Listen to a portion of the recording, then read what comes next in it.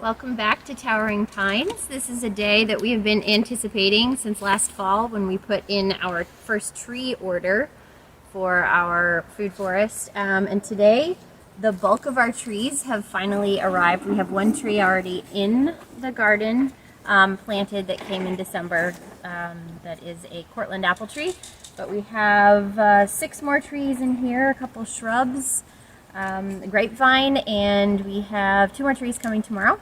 Thankfully, it's a beautiful sunny day. 4 days ago it was snowing, and now it's 68 and sunny. So we're gonna just talk through our plan for planting the trees and some of the bushes in the garden. They're being currently represented by what I call our red solo trees. They're little red solo cups with rocks to hold them down where we're planting them out. So we're going to talk through the path, where we're going to plant the trees, and then probably get some footage of us hopefully actually planting some of these babies today. So what I'm thinking is you come in here, the path is going to go here through 2 trees here.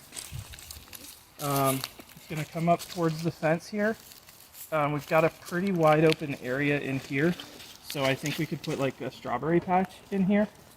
It's not quite big enough to put another tree in. You come here, you'll be able to get into where the annuals are.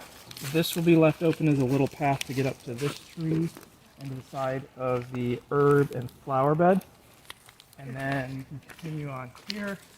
Same thing on this side, a little path to get up to that tree. Will and they on connect? This side, no, not necessarily, because I'll show you when we get there. But yeah, not necessarily. Then the path's gonna swing out here around a couple of trees here and here. Along the back fence here, we're thinking to do some shrubs and bushes. Okay. And Including the pomegranate? not sure. Because Maybe. those will get big. I mean, everything gets big if you don't trim it. So. And then on the back side, at least for now, we're planning to do like cucumbers and peas, like along the fence. So we need to be able to get to it. So whereas on that side, the path was away from the fence, on the back side, it's mostly going to be against the fence is the path. And then you'll have a tree here on your left, a tree here. And then we'll put a tree here to kind of swing up. So this is how you get to the bird bath and to the back side of this here. Okay. And then it comes back around this tree. There's another tree here back to the fence so we can get to like we've already got trees going up here. And get one more tree in here, and then it just wraps around. So it's like a long winding path through here.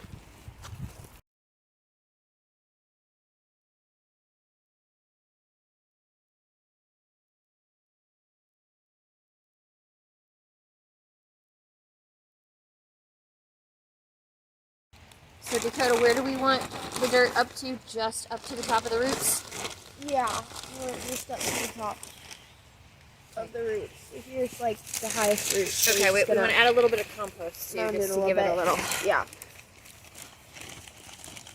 Maybe I have to break this up though.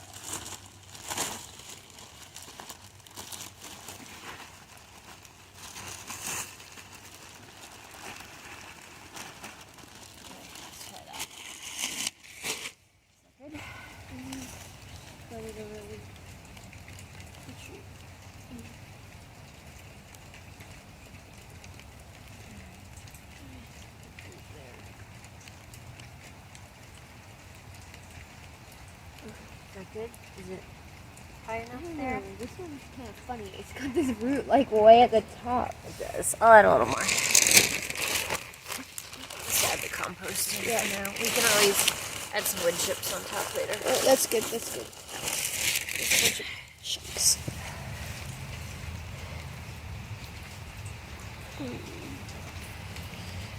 Okay. That's our second peach tree. All right. Now, last thing, we gotta get the wood chips in around it. Not up against the base, but just filling around it a little bit.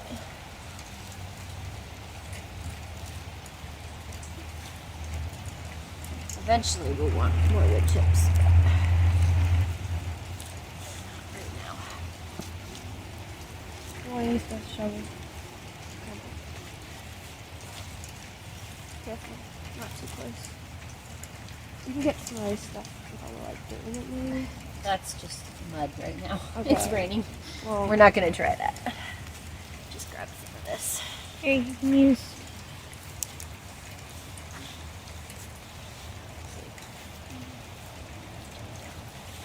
There, that's good.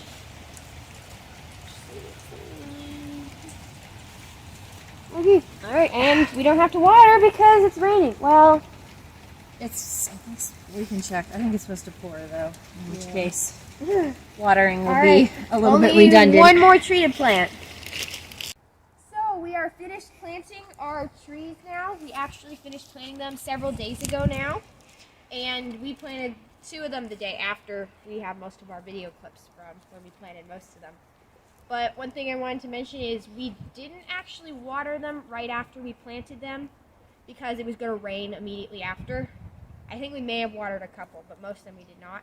And it did rain right after. So they seem to be doing pretty well. It did rain, which is good. So, 2 of them, when we planted them, it was actually starting to rain. The ones that we planted the second day of planting. So that's good. It is really important to water the trees after you plant them to help the dirt settle and just help them get settled in and get some water.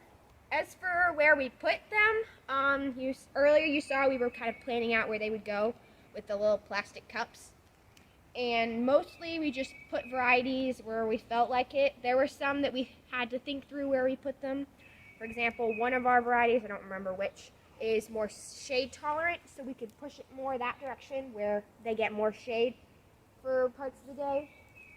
But that same variety is also does not like to be wet or to stay wet, and as it slopes down, there's going to be more water sitting close to that edge, so we couldn't push it too far. So we had to think about that. And the one other thing that we were careful to think about where we put them is our peaches. Luke, you want to tell us what they are?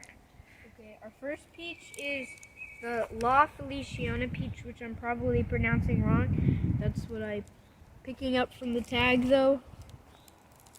I'm probably pronouncing it wrong, but oh well. And yep, that's one of our peach trees. And then the other one is the Contender peach, and it's probably our smallest tree, actually. So we decided to put them here because they're close to our path here, which is going to stay relatively clear. So they'll get good airflow, which is important for peaches because they can get fungal diseases very easily. That's something you have to worry about. They're also closer to the house, which they have to be monitored more because they can have lots of issues like fungal diseases and other things like brown rot and stuff like that. So having things closer to the house that are higher maintenance is what a permaculture principle that's important to think about. So now we're going to go around and tell you what other varieties of trees we have. Next up, right here, we have a Cortland apple tree, which is one of 3. Right here, we have a Fuyu persimmon. Right here, we have the second apple tree, which is Granny Smith, and then we have our 2 peach trees. Cherries. This is cherries. That is the Napoleon cherry, and that is the Rainier cherry, which I also might be pronouncing wrong. I don't know. And then over here we have our, I don't even know, Russian, European, I don't know. We have our Something like this is Nikitskaya Bordovaya. it can be translated to Nikita's gift, so Or something like that. And this one is interesting. So when we planted it, it was fine, but just today actually, we realized that it was tilted quite a bit. It still is slightly. So we think just when it rained, it pushed the dirt down and we didn't have enough packed in. So it just kind of tilted, the roots didn't have enough. So what we did to fix it is we just kind of held it upright, added a bunch more dirt, and while we held it upright, filled it in, and then watered that in still while holding it upright. And that seems to have helped a lot. And it looks like it's doing a lot better and it's a lot more straight. So, yeah, that's And then really. over here we have our Parfionka pomegranate. We have two types of pomegranate, and it's actually not a tree or even a bush. It's just a shrub. Apparently all bushes are shrubs, but not all shrubs are bushes. It's confusing. So it's just a shrub. And then we have our 3 muscadine grapevines, which we thought was only 1, but we got 3. The more the merrier. And now over here we have our other pomegranate. It is an Eversweet pomegranate, pretty small right now. And then here we have our final tree, and it is a it is a Macintosh apple tree, which is pretty hard to find here in Georgia because not many people grow it. It's a more up north tree. And we wanted to grow this one specifically because it's a variety we like to use to make applesauce. So that'll be great. So that's all of our trees. I hope you've enjoyed this video and seeing them all. And I just wanted to say, get out and plant some trees because it does take a while for these to bear fruit. So the sooner you plant them, the sooner you can have delicious apples and peaches right in your own yard. One thing I did want to say is it's not necessarily what you would call an ideal time to plant the trees and not the ideal soil, because the wood chips are going to improve the soil a lot, help it be more fungally dominated soil, which is good for trees. But right now there is a lot of clay, which is what you have in Georgia, a lot of clay, which is very good in terms of minerals and nutrients for the trees, but it's very hard and it doesn't drain well. So the wood chips are going to help with that, but it is going to take time, several years. But a lot of them will make it and do fine, and the soil will slowly improve.